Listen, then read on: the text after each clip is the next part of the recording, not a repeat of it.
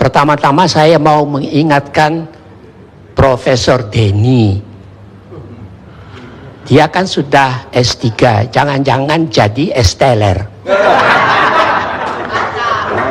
Pada waktu saya mulai mengajar tahun 59, Ruhut Pohan mungkin belum lahir, termasuk Denny ini.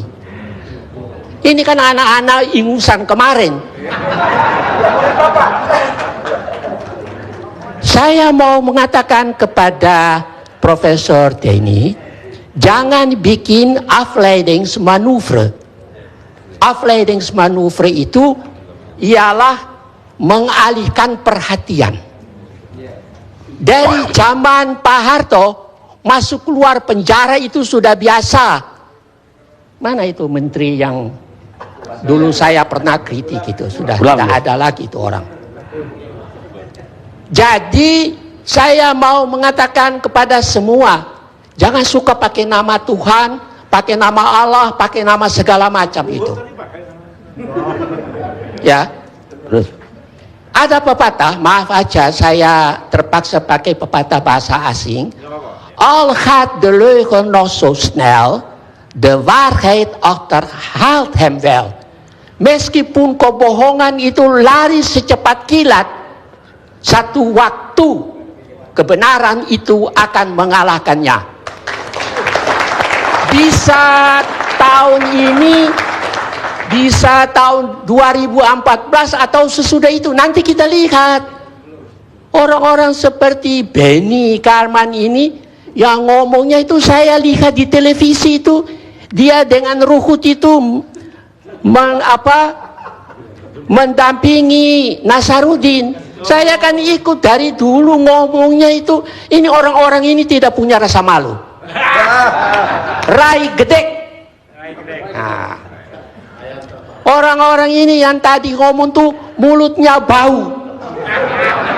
Coba sekali-sekali Anda cium mulutmu itu, kalau tidak bau baru Anda bicara jujur. Kalau bau itu berarti tidak jujur, terlalu banyak makan uang haram.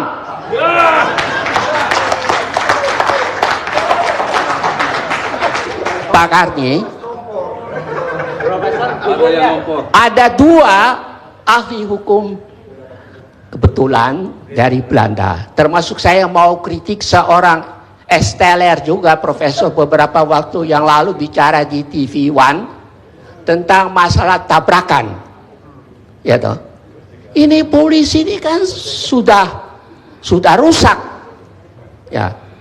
Dua orang itu, yang satu Profesor Dr. Leo Polak dengan disertasinya setebal begini, dan yang satu tuh Herman Bianchi, seorang ahli kriminologi.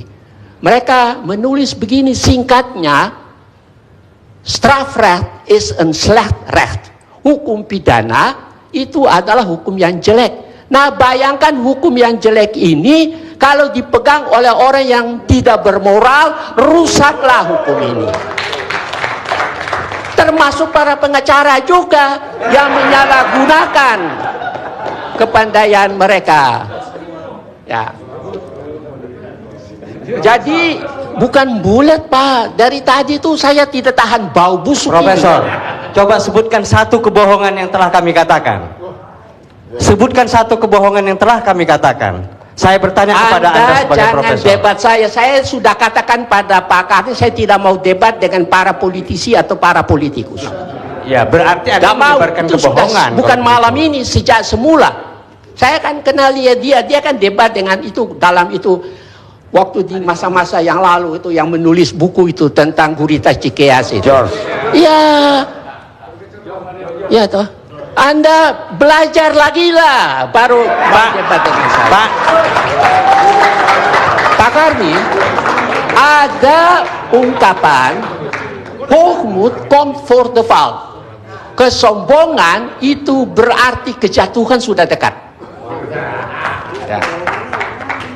Saya pikir terpaksa saya harus kemukakan mengenai masalah polisi ini, karena tadi saya dengar itu ya. Polisi ini sebetulnya tidak melindungi rakyat, malahan pagar makan tanaman.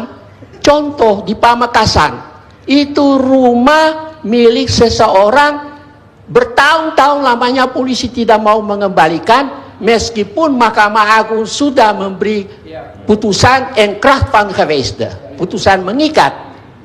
Di Medan, polisi seperti pagar makan tanaman, mengantar orang untuk mengusir si pemilik rumah.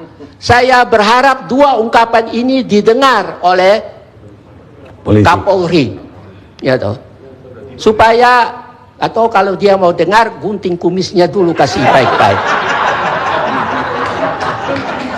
Begini Pak, ini sudah pukul 11, ya toh.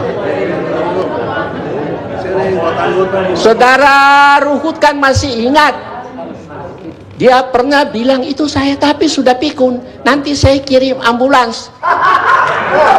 Ayo, betul apa enggak?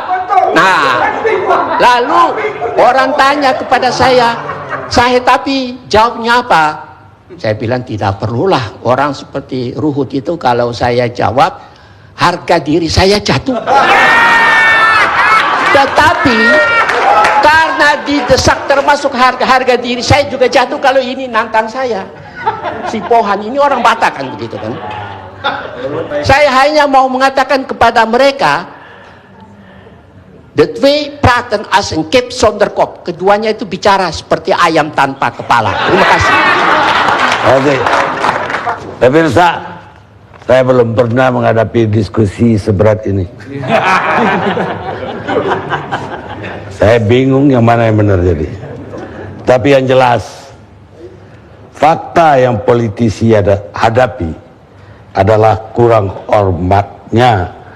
kurangnya saling hormat antara para pencuri daripada semestinya, dan bukan fakta bahwa mereka adalah pencuri. Henry David Thoreau, penulis penyair Amerika, meninggal 6 Mei 1862. Kita ketemu di Indonesia Lawyers Club yang akan datang.